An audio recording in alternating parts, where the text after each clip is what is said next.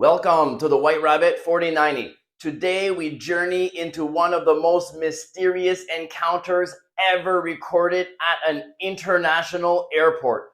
An encounter that challenges our understanding of history, geography, and even reality itself. This is the story of the man from Taured, a man who appeared in Japan carrying a passport from a country that does not exist in our timeline. Let's get into it.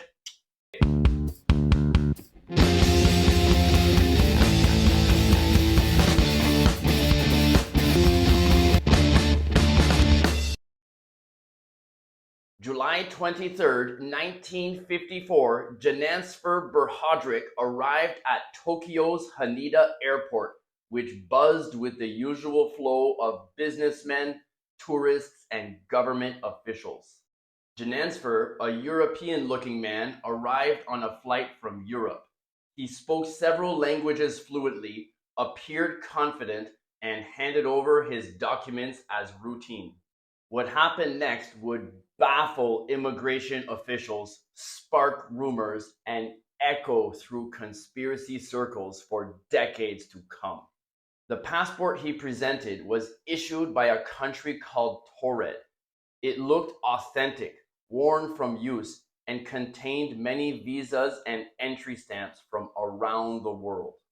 Yet when the immigration officers cross-checked the passport, they found no record of any such country.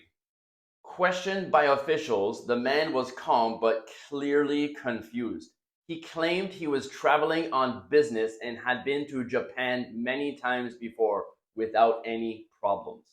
When asked to show on a map where Taured was located, he unhesitatingly pointed to the border region between France and Spain, an area corresponding in our timeline to Andorra, a nation that has existed for more than 750 years under the unique joint rule of both France and Spain, or to Catalonia, which continues to strive for independence. In a multiverse world, it's easy to imagine a reality where either Andorra or Catalonia emerged as fully independent nations. Jansfer insisted that Taured was over 1,000 years old and was a thriving European country, but in our world, no such nation exists. The officials, puzzled and increasingly concerned, took him aside for further questioning. To prevent any security breach, Japanese authorities decided to hold the man overnight at a nearby hotel while they investigated. Two immigration officers guarded his door, and his passport and ID cards were confiscated and kept in a secure room at the immigration office. But by the next morning, the impossible had happened. The man from Taured was gone. His hotel room, locked and under watch, was empty. All his belongings had vanished, including his ID cards and passport that were kept at immigration. There were no signs of forced entry or escape. It was as if he simply ceased to exist in our timeline. Almost the exact same thing happened in Ukraine with the infamous case of Sergei Ponomarenko. He appeared out of nowhere, carrying items and documentation that did not match the timeline.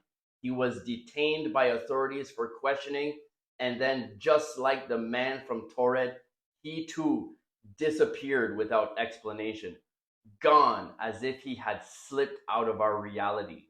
I covered the Sergei Ponomarenko time slip story in the Time Traveler in Ukraine episode.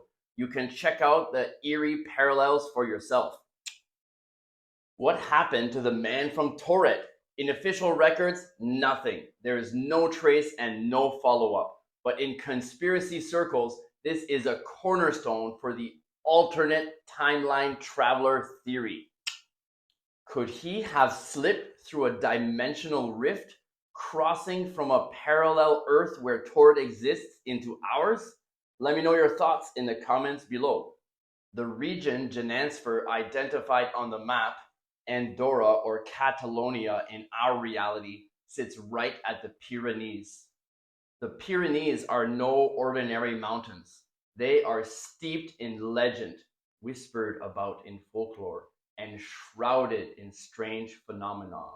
This borderland is a thin spot between realities. It's very similar to the Oke Idandre Forbidden Mountain that I introduced in Nigeria's Forbidden History episode. If you haven't seen it, be sure to check it out. The folklore of the Basque and Catalan people speak of forgotten civilizations that slipped into the mountains and vanished from history.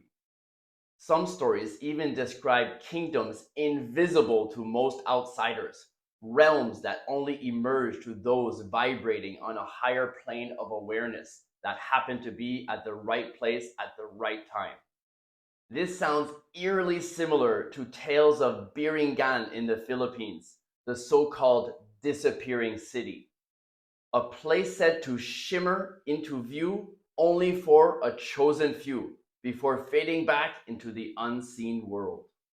Time slips are common in the Pyrenees. Hikers report losing hours in sudden mists or walking for what feels like minutes only to reappear miles away.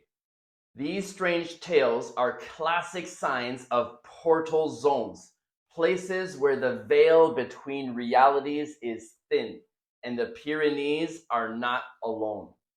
Take, for example, the famous case of two English women in 1901, Anne Moberly and Eleanor Jourdain, who wandered the gardens of Versailles only to find themselves in the 18th century, seeing people dressed in period clothes and even seeing Marie Antoinette herself.